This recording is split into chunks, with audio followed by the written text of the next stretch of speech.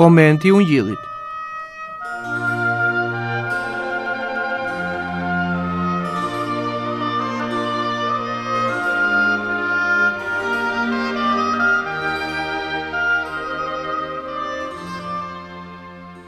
Të dashur më Krishtin, sot në Ungjillin sipas Joanit lexojmë nga kapitulli 7 vargjet 1 deri në 13. Edhe pas këtyre Jesu i shkonte në Galile, sepse s'donte të shkonte në Jude, se judent kërkonin ta vrisin. Pra Zoti Krisht u tërhoq në Galile, sepse judent, pra këtu flitet për krerët e judenëve që ishin skribët, farisejt, prifërinjt, kërkonin ta vrisin Zotin nga Zilia dhe Cmira. Edhe ishte afër e kremtja e judenëve tentë ngritja. Këtu bëhet fjalë për një festë që festonin judent, pra gjithë izraelitët.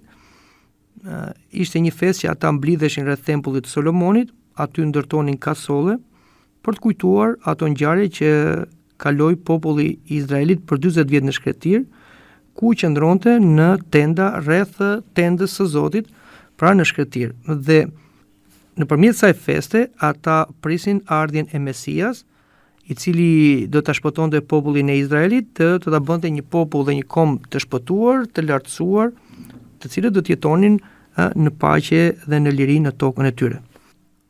Ishte një e kremte që binte në periudhën shtator-tetor dhe ishte, siç thash, një nga të kremtet e rëndësishme të izraelitëve.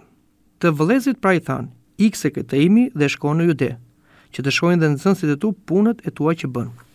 Le ndalojmë pak në këtë varg, të vëllezërit pra i thanë. Shumë njerëz keq kuptojnë këtë varg të Ungjillit, sepse mendojnë se vëllezërit janë në bijtë e Josifit dhe të Marisë. Është një gabim, mund të themi është një blasfemi të besojmë dhe të shprehim se Josifi dhe Maria kishin fëmijë të tjerë. Ne duhet të pranojmë mësimin e kishës son, katolike, apostolike dhe ortodokse, se e tërshenjta Virgjëresha Zonja Shmari është gjithmonë e virgjër dhe ajo pati vetëm një djalë të saj të paralindur, ky është Zoti Krisht. Të vëllezërit pra që përmenden këtu nuk janë gjë tjetër veçse bijtë e Josifit, të cilët ai kishte me gruan e parë. Do të dimë se Josifi ishte një burr i ve, në një moshë shumë të thyrë, 80 vjeç, kur mori në kujdestari të tërshenjtën Zonjën Shmari, që ishte 15 vjeç. Pra, këtu të vëllezërit bëhet fjalë për bijtë e Josifit. Shikojmë që të vëllezërit i thonë Zotit: "Ikse këtë imi dhe shko në Jude, që shohin dhe nxënësit tu punët e tua që bën." Në një farë mënyrë kemi një kërkesë të tyre që i bëjnë Zotit Krisht, është një lloj sarkazme për shkak të pabesisë së tyre ndaj personit të Zotit Krisht. Vëllezërit ishin thjesht njerëz, aq më tepër ishin dhe njerëz mëkatar, pra kur tham vëllezërit ishin bijtë e Josifit, kishin dhe ata problemet e tyre, pra të natyrës së rëndë të njerëzit, që është cmira, zilia edhe pabesia. Dhe ata thonë: "Sepse asnjë s'bën gjë fshehurazi dhe kërkon vetë të jetë i shfaqur. Nëse bën këto, shfaqe veten tënde në botë." Këtu vëllezërit, pra bijtë e Josifit, flasin me mentalitetin njerëzor, pra me atë mentalitet egoist, për të shfaqur veten, pra për të bërë një person i dëgjuar, për të tërhequr simpatinë e njerëzve në interesat egoiste të njerëzit dhe për të bërë i famshëm, por i famshëm sipas mentalitetit të botës. Shfaqe veten tënde në botë. Pra, vëllezërit përsëri, siç thash, i kërkonin Zotit në mënyrë, mund të themi, me sarkazëm, që të shfaqe veten e tij në botë, por ta shfaqte veten, siç thash, në mënyrë tërheqëse, në mënyrë që bota të argëtoheshe me prezencën e tij, pra me mrekullitë e tij, por misioni i Zotit Krisht nuk ishte ky, pra ai nuk erdhi në botë për të bërë disa shfaqje spektakolare, për disa mrekulli, dhe të tërhiqte rreth vetes tij turma dhe të krijonte simpati. Përkundrazi, Zoti Krisht erdhi në botë që ta shpëtojë botën, por bota do shpëtojë duke i dëshmuar asaj të vërtetën. Kjo do të bënte që bota do të kundërvepronte me vetë Zotin që ishte krijuesi i kësaj bote. Sepse as të vëllezërit e tij nuk i besonin. Pra këtu duket qartë se vëllezërit e tij nuk i besonin dhe ata nuk arrinin dot ta kuptonin se ai, vllai i tyre, pra biri i Virgjëreshës Zonjës Shmari, nuk ishte thjesht një njeri, por ishte i biri i Perëndis, i biri i njeriut, ishte vetë Zoti i tyre. Dhe shpeshherë edhe neve ndodhemi në pozita të tilla, ashtu si dhe Zoti Krisht ishte brenda familjes tij njerëzore, dhe ne kur ecim në rrugën e Perëndis, aq më tepër kur Perëndia na fal një hir të veçantë për shkak të besimit ton, për shkak të ushtrimit ton në rrugën e besimit, shikojmë që kundërshtarët, ndoshta dhe më të mëdhenj, janë familjarët tanë. Pra prindrit tanë, bashortët, vëllezërit, motrat, fëmijët, të cilët na kundërvijnë dhe na ironizojnë dhe nuk duan të dëgjojnë ato çfarë ju themi ne. Kjo gjë i ka ndodhur dhe vetë Zotit Krisht, prandaj edhe neve nuk duhet të trishtohemi, por duhet të bëjmë durim, sepse Zoti Krisht në një vend tjetër të Ungjillit ka thënë dhe armiqtë e njeriu do të jenë dhe shtëpiakët e tij, prandaj nuk duhet të skandalisemi, se pavarësisht se jemi pjesë organike, mund të jemi një familje, pra mund të jemi vëllezër, motra, mund të jemi edhe bashort, pra përsëri jemi persona të veçantë, që kemi një përjetim të veçantë dhe një marrëdhënie të veçantë me Zotin.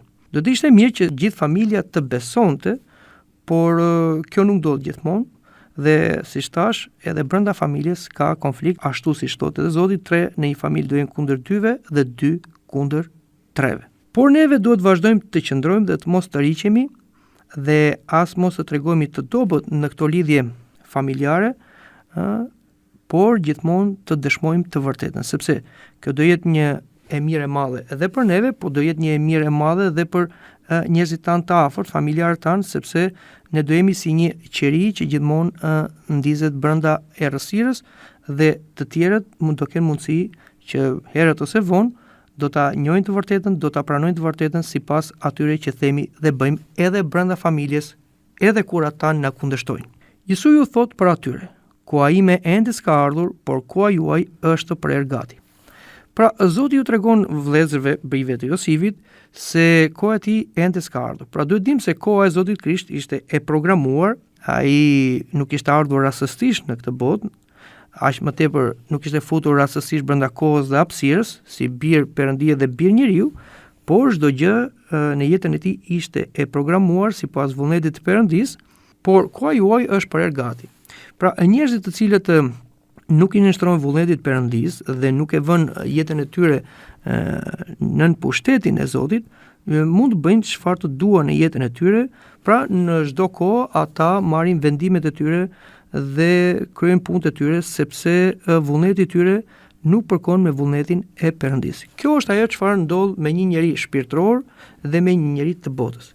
Njeriu shpirtëror kohën e tij dhe gjithë jetën e tij ja parashtron Zotit dhe ka një program në jetën e vet, pra nuk ecën në jetën e tij në mënyrë sporadike ose me mendim të çastit, por ai ka një program dhe ky program është programi i Perëndis për jetën e tij, të cilin vetë Zoti ja zbulon këtyre njerëzve. Kurse, siç thash, njerëzit e botës janë të shkujdesur dhe e marrin jetën si TV.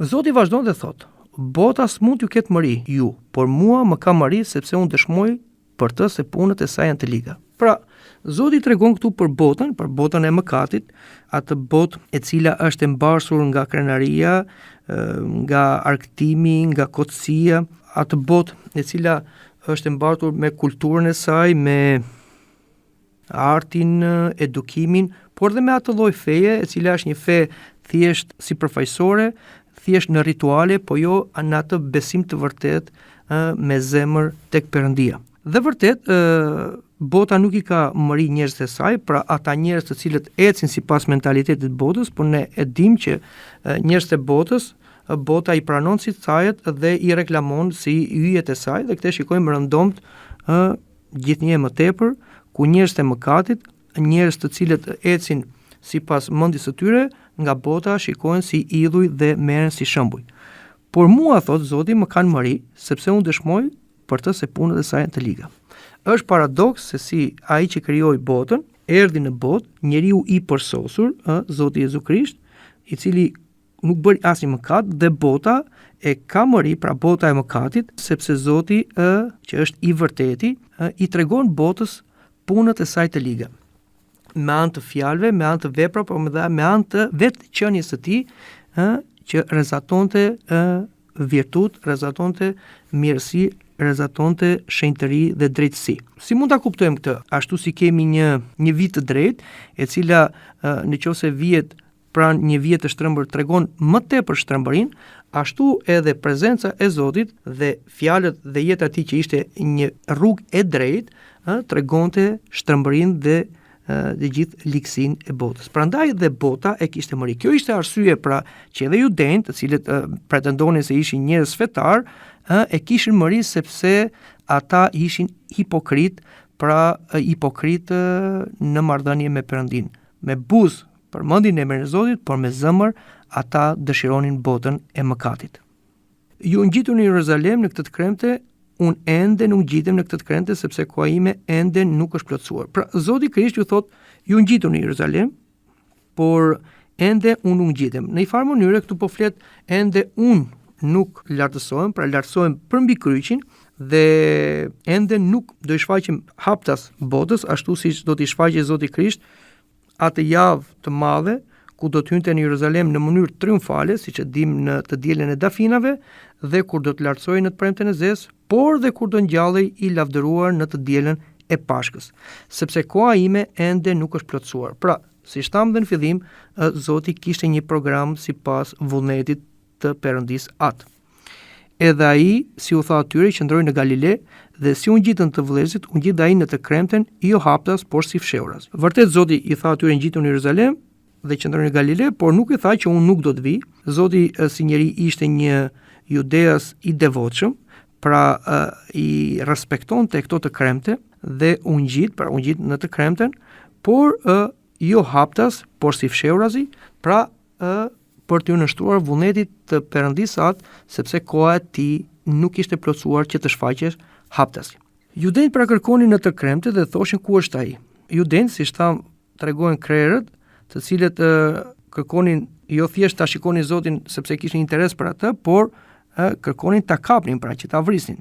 Dhe kishte për atë shumë përshpëritje në mes të turmës, disa thoshin se është i mirë, të tjerë thoshin jo, por gënjen turmën. Ktu bëhet fjalë se populli ishte ndar në dysh, disa thonin se është i mirë, është i vërtet, të tjerë thoshin jo, se gënjen turmën. Normalisht, kjo ndodh gjithmonë kur neve vendosim përpara personit të Zotit Krisht, përpara lajmit mirë, përpara veprës së tij shpëtimtare, në qoftë se ne e pranojmë atë, ne themi që ai është i mirë, pra ai është Zoti ynë dhe Perëndia ynë dhe shpëtimtari ynë. Por në qoftë se ne nuk e pranojmë atë çfarë ai thot dhe çfarë ai ka bërë, dhe e fjalët e tija janë akuzë për mëkatet tona dhe ne nuk duam të ndryshojmë, atëherë për të justifikuar ndërgjegjjen që na akuzon për mëkat, atëherë neve përpara nxjerrim justifikimin se ai është thjesht një gënjeshtar. Por asnjë nuk fliste sheshit për atë nga frika e judejve. Pra, problemi është që për personin e Zotit Krisht ishte krijuar një klim shumë armiqësore dhe njerëzit nuk flisin dot haptasi, pra kishin frikë dhe frika vjen për shkak të mëkatit. Kjo ndodh shpesh edhe në ditët tona, shumë të krishterë nuk e pohojnë besimin në Zotin Krisht, jo se nuk e besojnë atë, por kanë frikë, sepse nuk kanë një dashuri të vërtetë. Në një vend tjetër, Shën Johani na thotë se dashuria e vërtetë për Zotin e nxjerr jashtë frikën.